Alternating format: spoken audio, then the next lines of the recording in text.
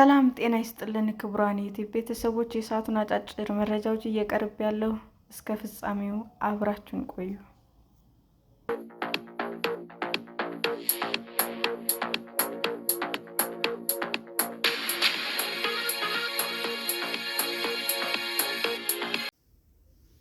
ትራምፕ ላይ የቀረቡ ክሶችን የያዙና ተደብቀው ነበር የተባሉ የኤፕስታይን ሰነዶች ይፋ ተደረጉ። ዶናልድ ትራምፕ ወሲባዊ ጥቃት እንዳደረሱባት የከሰሰች ሴት የሰጠችውን ቃለ ምልልስ የያዘው የወሲብ ወንጀለኛው ጄፈሪ ኤፕስታይን የምርመራ ሰነድ ይፋ ተደረገ። የተጎጂዋን ቃለ ምልልስ ጭምቅ ሀሳብ የያዘ ሰነድ በአሜሪካው የወንጀል ምርመራ ተቋም ኤፍቢአይ ስር ነበር። የፍትህ መስሪያ ቤቱ ይፋ ካደረጋቸው ከወሲብ ወንጀለኛው ጄፈሪ ኤፕስታይን ጋር የተያዙ ሰነዶች ውስጥ ተካቷል። ሰነዱ የፍትህ መስሪያ ቤት ከዚህ ቀደም ይፋ ያደረገው የኤፕስታይን ፋይል ውስጥ አለመኖሩ ጥያቄ አስነስቶ ነበር። ዲሞክራቶች ሰነዱን ለመደበቅ ጥረት ተደርጓል ብለው መከሰሳቸውም ይታወሳል። ሰነዱ በድጋሚ የተካተተ በሚል ዝርዝር ውስጥ እንደነበረ የገለጸው የፍትህ መስሪያ ቤት ሰነዱ ይፋ ያልተደረገው በስህተት መሆኑን አስረድቷል።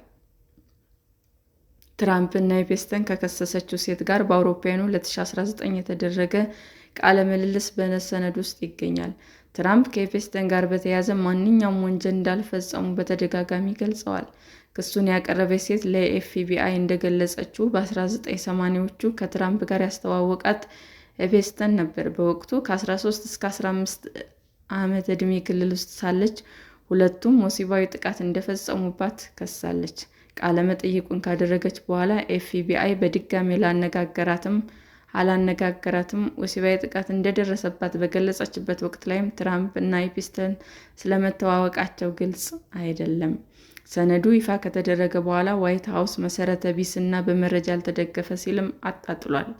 ፕሬስ ሴክሬታሪዋ ካሮላይን ሌቪት በተደጋጋሚ እንዳልነው የኤፕስታይን ፋይሎች ይፋ መውጣታቸው ትራምፕን ከተጠያቂነት ነፃ የሚያደርግ ነው ብለዋል። በጆ ባይደን አስተዳደር ስር የነበረው የፍትህ መስሪያ ቤት ትራምፕን ያልከሰሰው አንድም ጥፋት አለመፈጸማቸውን ስለሚያውቅ ነው ሲሉም አክለዋል። በኤፕስታይን ፋይሎች ውስጥ የትራምፕ ስም ከ1000 ጊዜ በላይ ተጠቅሷል። ይህም ኤፕስታይን ሌሎች ሰዎችን ያጻፏቸውን ኢሜይሎች ያካትታል። በኤፕስታይን ጥቃት የደረሰባቸው ተጎጂዎች ትራምፕን አልከሰሱም። ሆኖም ግን ኤፍቢአይ ከምስክሮች ጋር ባደረገው ቃለ ምልልስ ትራምፕ ላይ ክሶች ቀርበዋል። አሁን ይፋ የተደረገው በ2019 ከአንድ ተጎጂ ጋር የተደረገው ቃለ ምልልስ በዝርዝር ውስጥም ተካቷል። ትራምፕ ኤፕስታይን እና ሌሎችም ታዋቂ ግለሰቦች ወሲባዊ ብዝበዛ በማድረስ ተከሰዋል። እነዚህ ክሶች ከጥቆማ የዘለሉ አይደሉም፣ ማስረጃዎችም አልቀረቡም።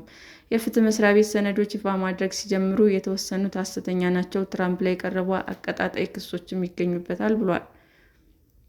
በ2020 ምርጫ አስቀድሞ ትራምፕ ላይ የቀረቡ ክሶች በሰነዶች መካተታቸውን መስሪያ ቤቱ ጠቅሶ ክሶች መሰረተ ቢስ እና ሐሰተኛ መሆናቸው ግልጽ ሊሆን ይገባል፣ ትራምፕን ለመቀናቀን እንደ መስሪያ ጥቅም ላይ ሊውል ይችላል ብለዋል። አሁን ይፋ የተደረጉት ሰነዶች ሆን ተብለው የተደበቁ ናቸው በሚል የአሜሪካ መገናኛ ብዙኃን ሲዘግቡ ቆይተዋል።